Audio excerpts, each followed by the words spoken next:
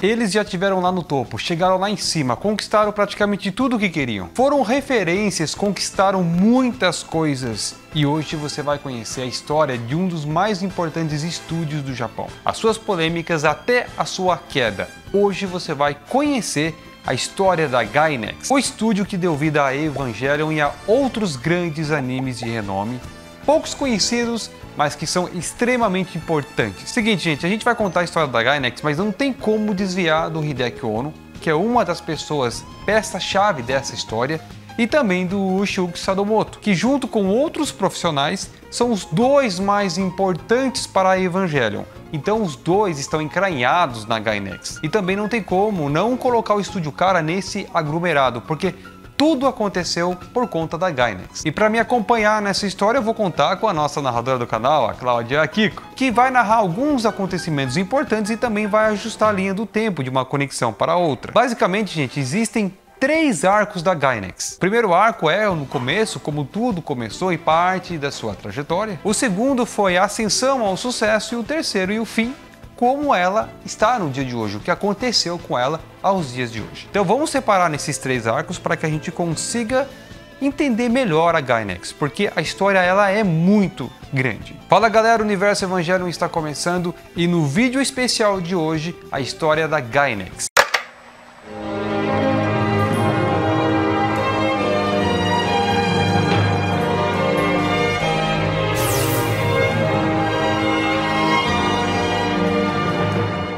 Então vamos voltar lá atrás na linha do tempo, na década de 70, precisamente 1978. Nessa época, gente, a gente estava vivendo uma transformação do cinema americano. Grandes produções de Hollywood estavam impactando outros países e ao mesmo tempo influenciando, e muito. E foi graças a um desses filmes que fez muito sucesso que influenciou um grupo de pessoas.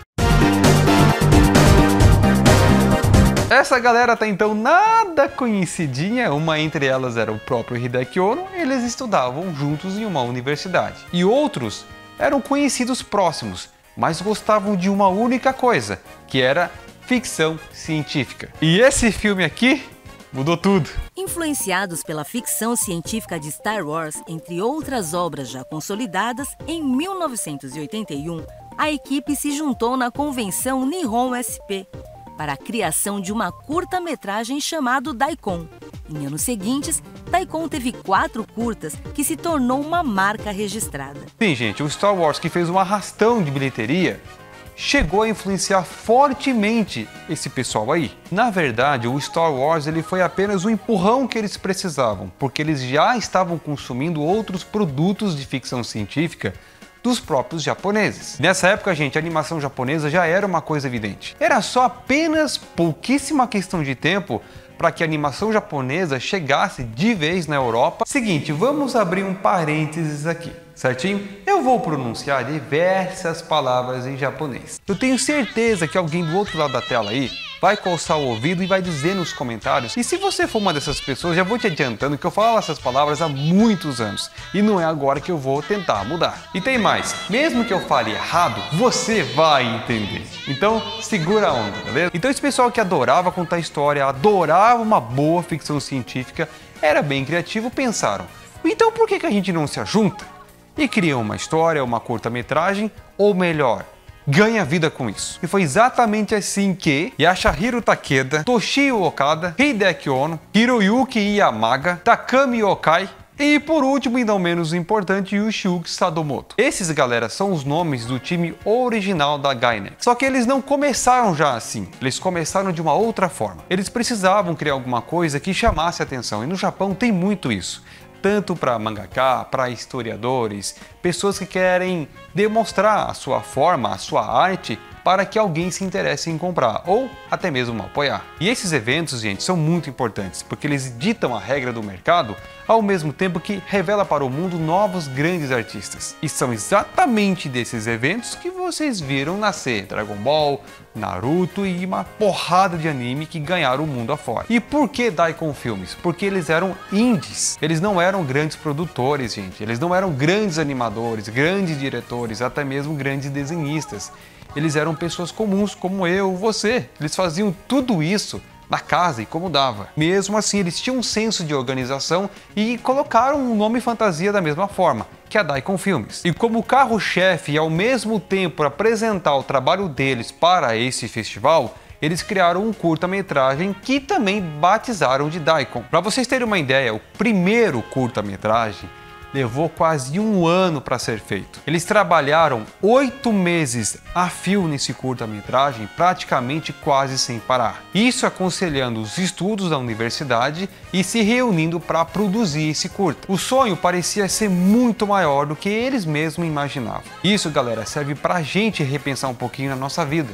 Muito de nós querem as coisas de forma muito fácil, mas não quer trabalhar duro para isso. E a vida não funciona assim. A Daikon Filmes ainda era indie, por mais primorosa que pudesse ser, ainda era indie. Para que eles pudessem ganhar realmente notoriedade, para que eles pudessem fazer grandes produções e também chamar a atenção dos investidores, eles precisariam investir muito mais. De 81 a 87, a Daikon Filmes esteve sempre ativa, porém, não registrava um lucro suficiente para investir em grandes produções.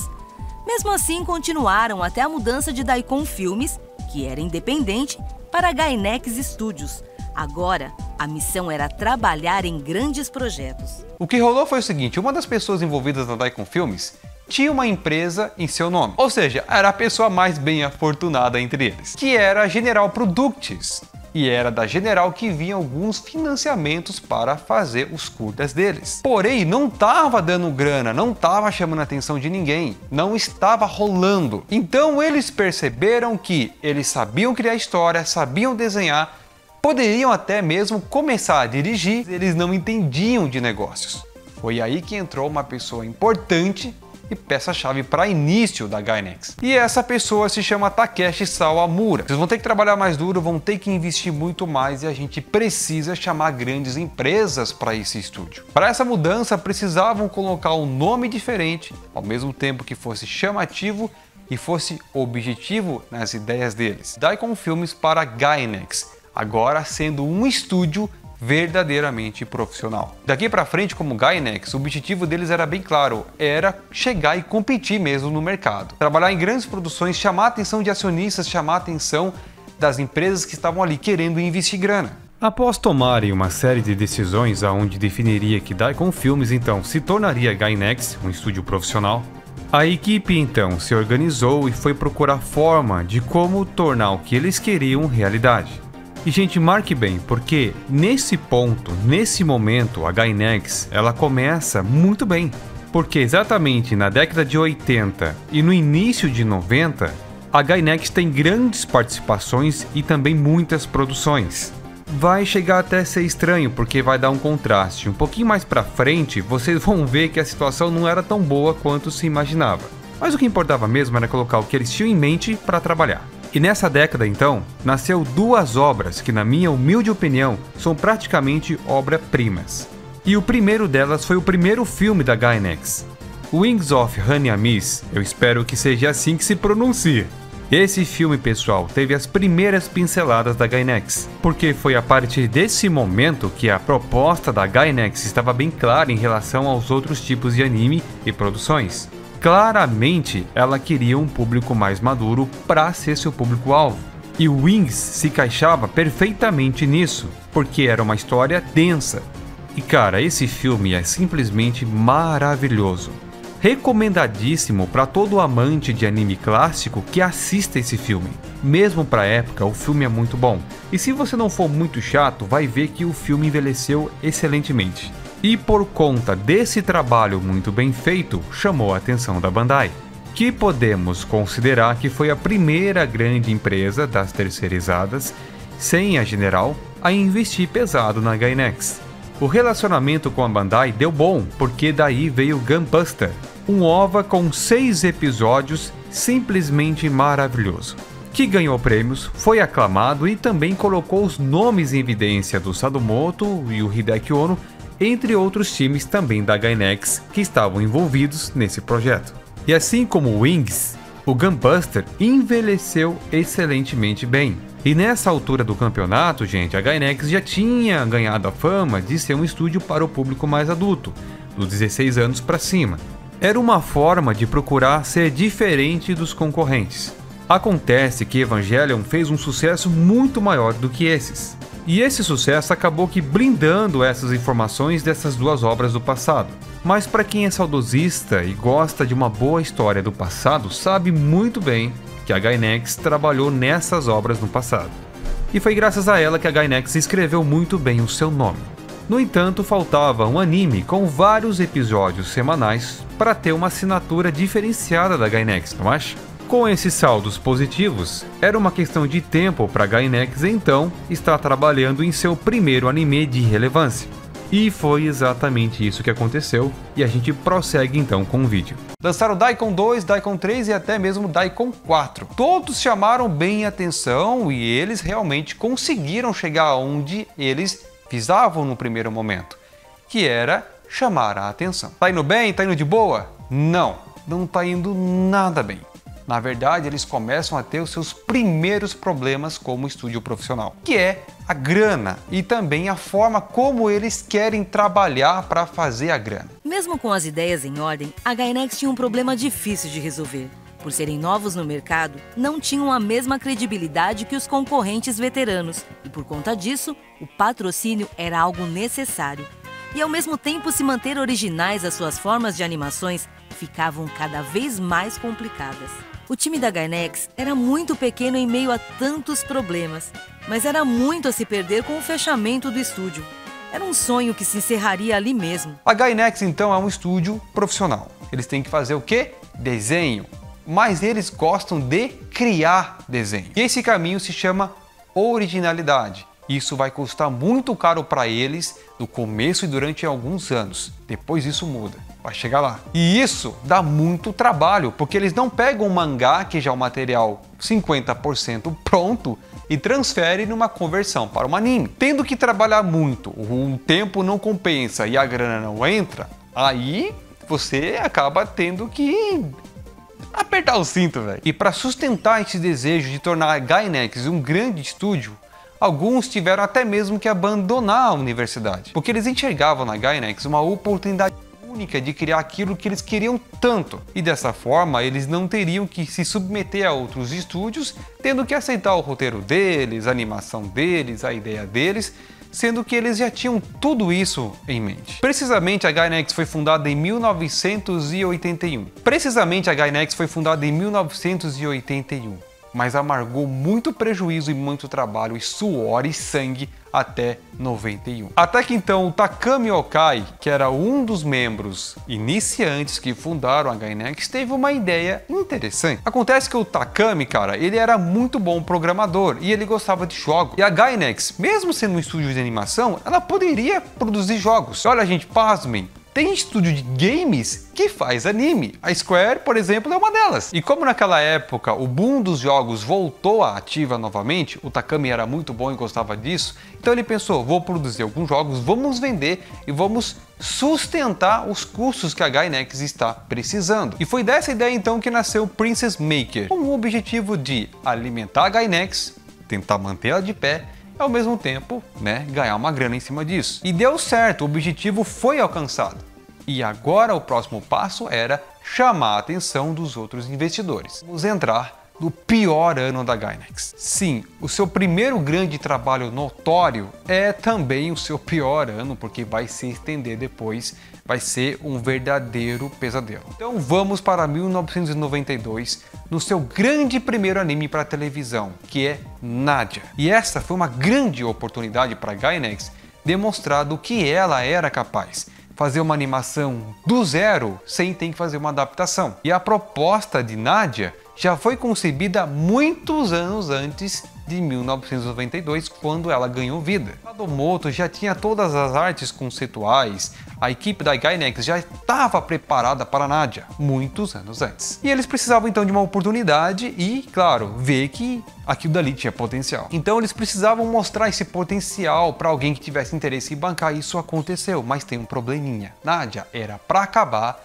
no episódio número 27. Gente, se não me falha a memória, era no episódio número 27. Nadia, então, estava fazendo um grande sucesso. Só que assim, galera, a animação no Japão ela é semanal. E a Gainax era boa em curta-metragem e também em OVA. Ambas são animações, porém, o que determina a maior diferença delas é o tempo. OVAs são maiores e demandam muito mais tempo. Existem OVAs menores que demandam menos tempo. Por isso que eles faziam curta para chamar a atenção e depois trabalhavam em OVAs, que são animações mais extensas e que demanda muito mais tempo para ser feito. E ao se depararem com pessoas, acionistas, produtores, empresas e também emissoras injetando grana lá, vieram consigo as cobranças e exigiram para a Gainax que fizesse uma animação mais extensa e que não terminasse no episódio número 27. Coisa que não agradou a Hideaki Anno, coisa que não agradou parte da equipe original. E foi aí então que eles entenderam e refletiram a posição deles mediante a grandes produções. E Nadia deu certo. Parte da animação foi feita na Gainax e uma outra parte foi feita fora do Japão, em um estúdio coreano, fazendo então que a concepção original de Nadia não se saísse como Hideaki Anno queria. Sem falar, galera, que durante o processo de produção de Nadia, que a marca do anime quase que não pertenceu a ela. Então tiveram um grande problema financeiro e ao mesmo tempo de propriedade intelectual. Veja bem, gente, por mais que eles fossem um estúdio indo para produções profissionais, eles ainda eram pequenos. Então foi um tiro no pé, cara. Depois de Nadia, a Gainax entrou em um lago negro de complicações que foi se estendendo até 94. De 92 até 94, a Gainax praticamente não tinha grana, cara. E no meio disso tudo, galera, eles tentando dar uma continuidade em seu cronograma de lançamentos e tudo mais, surgiu um anime muito aclamado mais pela equipe que estava envolvida. A Gainax ousou e tentou trazer à vida um anime chamado Ouro in Bloom. E esse anime seria um longa que contaria com um elenco de peso, entre eles na direção Hideaki Anno, com artes conceituais de Yushiuki Sadomoto e a equipe original da Gainax envolvida. Nesse meio tempo, a General Products deixou de dar grana para eles. Isso porque ela tentou fazer um investimento lá nos Estados Unidos que não deu certo. Então eles não podiam mais continuar investindo na Gainax. A Gainax então tentou se manter com pequenas produções e continuar chamando a atenção. Quando você pensa que as coisas estavam complicadas, elas podem complicar um pouco mais e acabou complicando. Porque o Takami, que tinha com ele a marca do Princess Maker, saiu da Gainax e levou o jogo com ele, fazendo com que assim o pouco de dinheiro que estava entrando dentro da empresa não entrasse mais. Para vocês terem uma ideia da situação da Gainax, galera, eles ficaram 4 anos em um completo hiato, sem produzir grandes relevâncias. Até chegar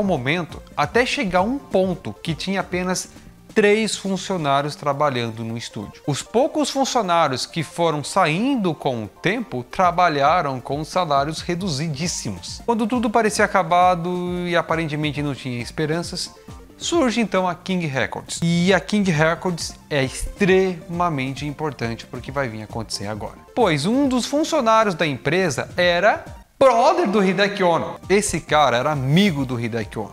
E não foi apenas pela amizade. Também tem a questão de custo. E como a Gainax já estava afundando, então não precisava injetar tanta grana nela assim. Tinha que ter um orçamento ok. A King, ela queria ganhar uma grana, mas não queria investir muito nisso. E se ela contratasse outros estúdios mais renomados, ela teria que investir uma bela de uma grana. Então eles fizeram uma reunião com a Gainax e discutiram sobre o que poderiam fazer. Galera, nessa reunião, deram os primeiros rascunhos de Evangelion, cara. Sim, Sadomoto, Hideaki Anno e mais toda a equipe começaram a rabiscar Evangelion através dessa reunião. E ela aconteceu exatamente em 1994.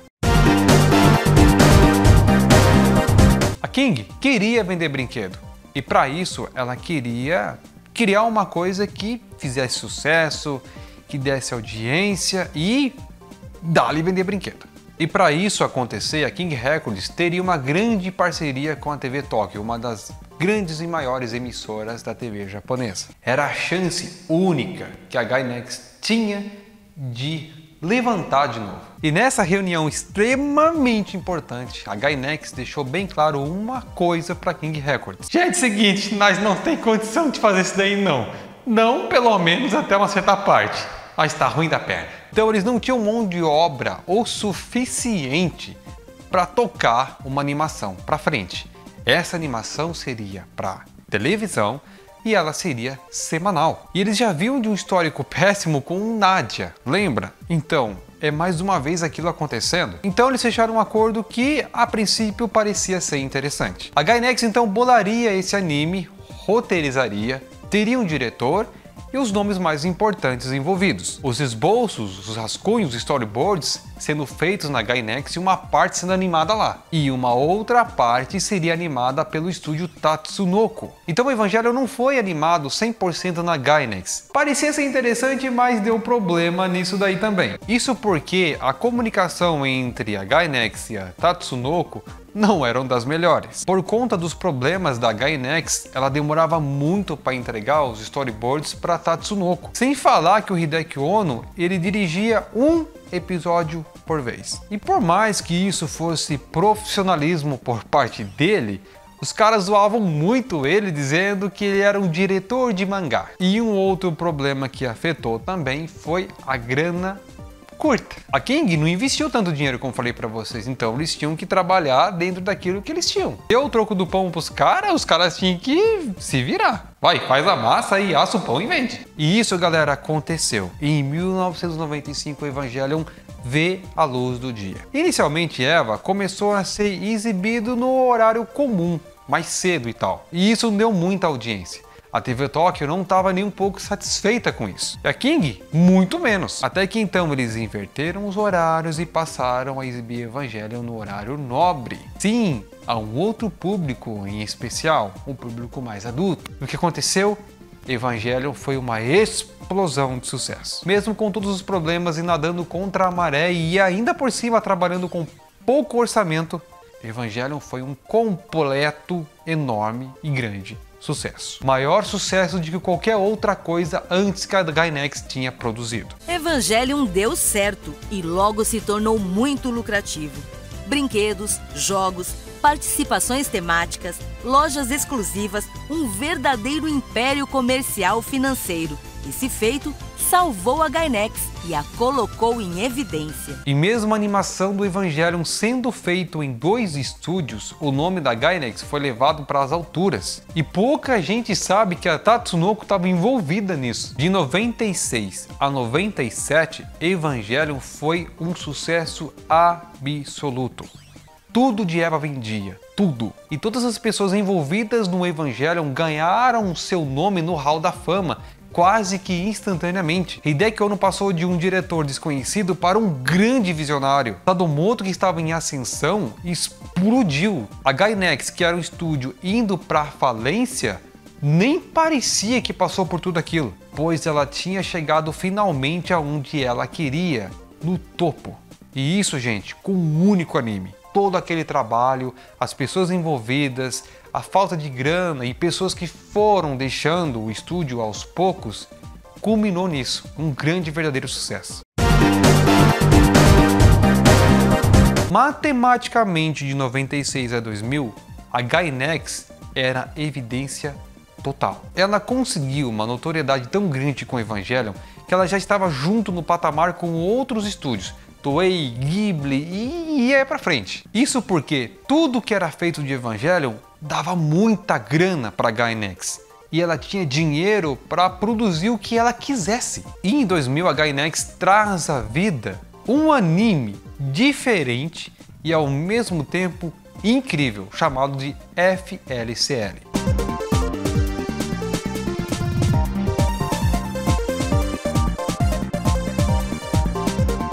Era muito comum que vários mangás que faziam muito sucesso ganhassem a sua versão em anime. E tava lá os estúdios para isso. A Gainax, ela tinha capacidade disso? Até tinha. Só que ela estava investindo muito na originalidade. Com a produção de FLCL, o diretor original seria o Hideaki Anno, mas ele recusou. Isso porque ele tinha como braço direito um outro diretor que ajudou e auxiliou ele no Evangelion. E o nome desse cara é Kazuya Tsubaki. Hideaki Anno acreditava no potencial de Kazuya, na qual ele mesmo não acreditava. E bastou uma única palavra para mudar tudo isso. FLCL foi um grande sucesso para Gainax. Era tudo que ela precisava mais uma vez. FLCL era um anime muito simples, mas ao mesmo tempo trazia consigo uma proposta muito bacana. Ele misturava a comédia e a descontração sem que a história em si fosse o centro das atenções, mas ao mesmo tempo deixando seus personagens extremamente carismáticos. Ele misturava a comédia, o cotidiano japonês, dando uma identidade original para o anime. Foi um sucesso de crítica, ganhou prêmios e se consolidou. Depois de Evangelion, foi o segundo tiro certeiro da Gainax. As coisas estavam indo cada vez melhores, eles não tinham mais medo agora para produzir, mas agora a gente vai entrar numa outra coisa mais delicada, porque as coisas vão começar a se transformar. A primeira transformação começa em 2004, quando Hideaki Anno decide sair da Gainax de forma parcial. Vou explicar. Aconteceu o seguinte, Evangelion então tinha cessado seu ciclo. Porém, lá em 95, quando o Evangelion foi animado, a Gainax não estava muito boa da grana, e agora ela tem dinheiro. E o Hideaki Anno queria voltar com o Evangelion da forma como ele queria apresentar o mundo. Sem ter intervenções de emissora, de acionista, enfim. Ele queria fazer Evangelion da Gainax. Porém, parte do elenco não queria voltar com o Evangelion, mesmo ele sendo muito lucrativo. Foi aí então que o Hideaki Anno pensou o seguinte: peraí, o que está acontecendo? Se Evangelion é uma mina de dinheiro, por que eles não querem voltar com Eva novamente? Qual é o problema de uma nova proposta de Evangelion? Galera, é aí que as coisas começam a desandar. Quando o Hideaki sai um pouco do mundo dele e entra nas finanças da Gainax, ele descobre que a Gainax está gastando mais dinheiro do que o normal. E ele também percebeu que alguns funcionários não estão ganhando o que eles realmente merecem. E dentre esses funcionários, jaz aqueles que se envolveram na época da produção de Evangelion. Foi aí então que o Hideaki Anno percebeu que a Gainax estava com uma gestão bem complicada. E é aí que vem a ideia da Kara. Inicialmente não se chamava Kara Studios, mas sim Kara Gainax. A proposta da Kara na época era ser um escritório administrativo para as finanças da Gainax, para colocar as coisas em ordem. O que parecia ser uma solução para o Hideaki Anno, na verdade se transformou em uma dor de cabeça. Veja bem, mesmo ele fazendo isso e sendo um dos donos da empresa, existiam outros donos também. Ou seja, existiam outras mentes junto com ele. E óbvio que dá divergência, cara. E a maior divergência que ele teve foi justamente com o diretor de negócios da Gainax. Isso, cara, muda tudo. Porque ele não tá tendo uma divergência com o animador, o roteirista ou alguma coisa assim.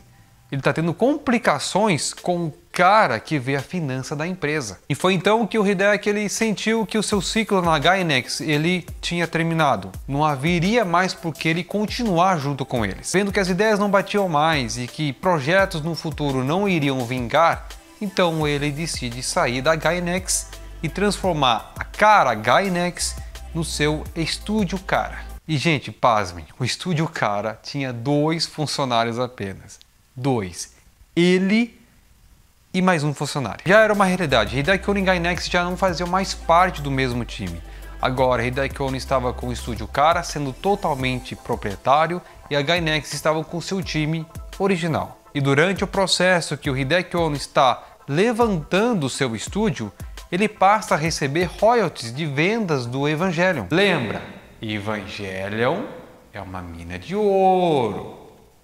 Só mais uma coisa, Evangelion foi idealizado por Hideaki Anno, beleza? Ele é a mente principal da obra. Mas a Gainax estava muito bem da perna financeiramente e continuou investindo. E é isso que surge Gurren Lagann, um outro grande anime de sucesso da Gainax. Mais uma vez, gente, nesse período a Gainax não parou. Ela continuou produzindo bastante animação. Agora, lembra lá em 2004, quando o Hideaki Anno saiu da Gainax? Então, um fantasma estava assombrando a empresa e depois começou a tomar forma. E essa forma começou a aparecer a partir de 2008. Isso porque enquanto a Gainax montou no dinheiro, ela esqueceu de uma coisa: gestão de negócios. A Gainax não sabia administrar o seu próprio dinheiro. Então ela gastava muito. E o pior de tudo, ela não pagava suas dívidas devidamente. Tanto que a General Products, que foi uma das primeiras a bancar a Gainax lá anos atrás, que até tinha falido, estava cobrando ela de uma dívida antiga e ela estava sonegando seus impostos e gastando cada vez mais dinheiro com produções e produções e produções. Isso complicou tanto para a Gainax que o diretor de negócios saiu da empresa, sendo processado e acusado por sonegação de imposto, fazendo com que outra pessoa entrasse em seu lugar, uma pessoa que não tinha ligação diretamente com trabalhos passados, ou seja, um estranho. E isso não para por aí. Quando Hideaki Anno consolidou o Estúdio Kara, ele firmou judicialmente que a Gainax teria que pagar royalties do Evangelion. E esses royalties não estavam caindo no cofre do Estúdio Kara. O Hideaki Anno não estava ganhando pelos trabalhos que eram feitos em cima do Evangelion pela Gainax. Exatamente com esse problema de gestão que a Gainax começa a dar os seus primeiros passos para o declínio. Só faltava uma coisa, galera. Algumas mentes importantes sair da empresa. E adivinha, isso aconteceu. E é exatamente em 2011 que nasce o Estúdio Trigger, fundado por ex-membros da Gainax. Membros esses que eram importantíssimos para a empresa. E com isso a Gainax, além de ganhar um concorrente, ela perde mentes importantes. De novo, mais um declínio, porque em 2012 a Gainax perde vários patrocínios de peso. Ela tem uma queda de quadro de mentes brilhantes e importantíssimos para ela. E isso, galera, afetou diretamente em boa parte da qualidade das obras. Sem patrocínio de peso, qualidade caindo cada vez mais, a Gainax, até 2014, estava passando por um episódio muito parecido com o que aconteceu de 92 até 94. Só que agora ela tinha dívidas enormes acumuladas, antigas e novas, além de que também não estava conseguindo espaço para produzir. A Gainax foi processada judicialmente por dever os royalties para o Estúdio Kara. E isso, galera, era um contrato judicial. E não para por aí. No meio do caminho, ela perdeu licenciamentos de outras obras que ela tentou vender para os Estados Unidos. Ou seja, já não estava entrando tanta grana como antes. Peraí, Dogma, mas e o Evangelion? Não estava dando grana para ela? Então, acontece que o Evangelion já se passou a ser propriedade da Estúdio Kara. Se você estiver fazendo essa pergunta, a resposta é muito simples. No Estúdio Kara, sob o comando do Hideaki Anno e sendo dono e mente proprietária de Evangelion, então Eva passou a ser oficialmente do Estúdio Kara os seus licenciamentos originais. E mesmo assim, a Gainax estava devendo muita grana para o Estúdio Kara nos seus royalties de brinquedos que foram vendidos antes do contrato ter sido apurado. E não para por aí. A General Products, que já tinha falido já tem um bom tempo, tinha piorado na justiça um processo contra a Gainax de dinheiro que ela estava devendo e não pagou. Com dívidas e mais dívidas e processos acumulados, isso levou em 2014 a Gainax a chegar no plano de falência. E em um ato de desespero, o diretor de negócios chegou até o Hideaki Anno e pediu dinheiro emprestado, cara, para 3 dias, senão a Gainax iria afundar de vez. Então o Hideaki Anno aceitou ajudar a Gainax por vários motivos. Primeiro, um dos motivos pela qual o Hideaki Anno fez isso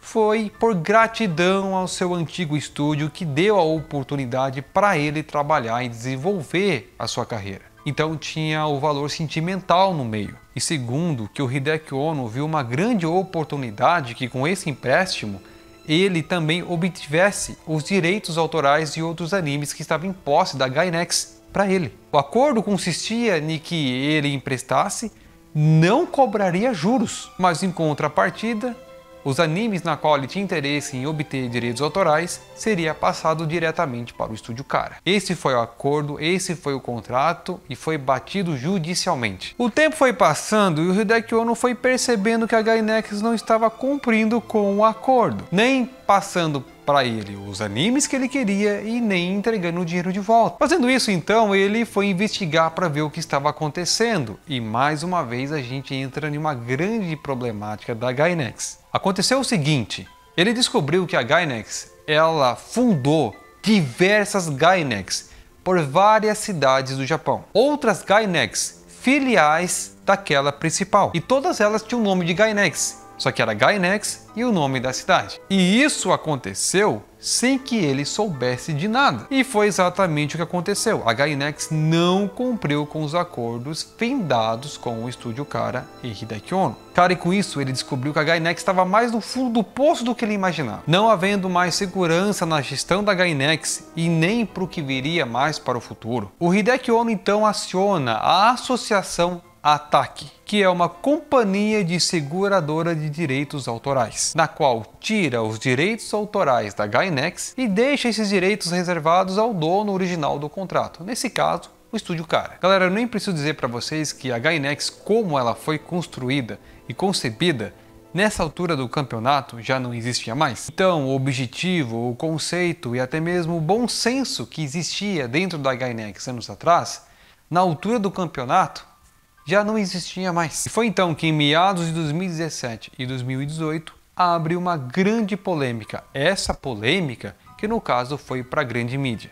E isso deu uma percussão bem violenta no Japão. Em todo lugar se falava, o diretor de Evangelion passa por processo de abuso sexual. A grande mídia então, para ganhar ibope e transformar sensacionalismo, estava usando o nome do Evangelion, mas o nome do estúdio e assimilando junto com o diretor. Isso incomodou pra cacete o Hideaki Anno. Sem descrever o nome, ele ficou mais puto ainda, porque o diretor de Evangelion é ele e não outra pessoa. As informações que eu tô passando pra vocês aqui, gente, é coisa que ele foi falando em entrevistas com outras pessoas ao longo dos anos, tá? Então ele nunca quis expor isso para as pessoas. E nesse caso em especial ele abriu a boca porque as pessoas estavam começando a defamar Evangelion e associar ele a uma coisa que ele nem tinha ideia, cara. Então, percebendo que a Gainax não estavam pagando o salário que os funcionários estavam recebendo com os outros estúdios que foram criados em outras cidades, fez com que a Gainax até conseguisse trabalhar bem, se mantendo. Mas evidentemente seus problemas financeiros eram muito maiores do que isso. A Gainax já estava manchada demais, cara. Não dava mais para continuar com aquele nome. Processos e mais processos, dívidas e mais dívidas, problemas e mais problemas. A Gainax ela acabou se tornando um símbolo de empresa manchada. Sem falar que durante essa treta toda de processo de dívida, as outras Gainax nunca responderam dizendo que elas tinham parte nisso. Sempre colocaram a culpa na principal empresa. E nesses 3 anos consecutivos que eu falei para vocês, o estúdio Trigger estava cada vez mais conquistando o mercado. E algumas vezes até deu suporte para a Gainax, mas evidentemente a Trigger estava num patamar muito melhor que a empresa que originou ela. Seguinte, gente, eu não tenho informações oficiais para o que vou dizer agora. Aparentemente, a troca da Gainax para Gaina é porque de fato a Gainax chegou a falir. E ela foi adquirida, anexada e comprada por outras empresas. Trocou o nome de Gainax para Gaina justamente por causa disso, para não manchar o que viria pela frente, os novos projetos. E com tudo isso, agora o novo estúdio Gaina continua arrastando o legado do que foi a Gainax. Inclusive até ressuscitando coisas do passado, pois ela confirma que em 2022 o Uruim Bloom será finalmente lançado e que foi cancelado, cara, lá em 93, gente. Para vocês terem uma ideia, muito mais velho que o Evangelion. Esse vídeo contou com as narrações de Cláudia Akiko, profissional com experiência e atuante na área. Seu e-mail comercial está na descrição do vídeo.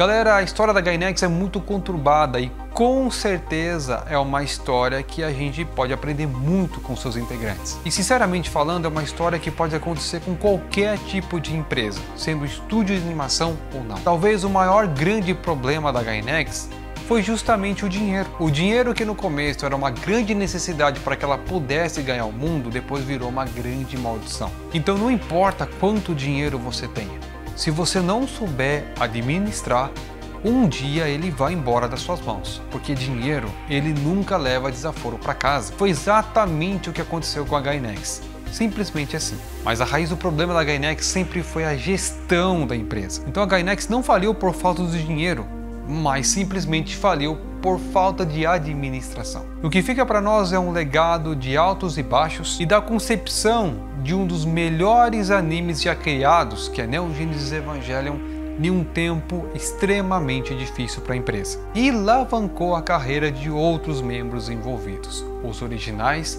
e após os originais. Muito obrigado a você que assistiu até aqui.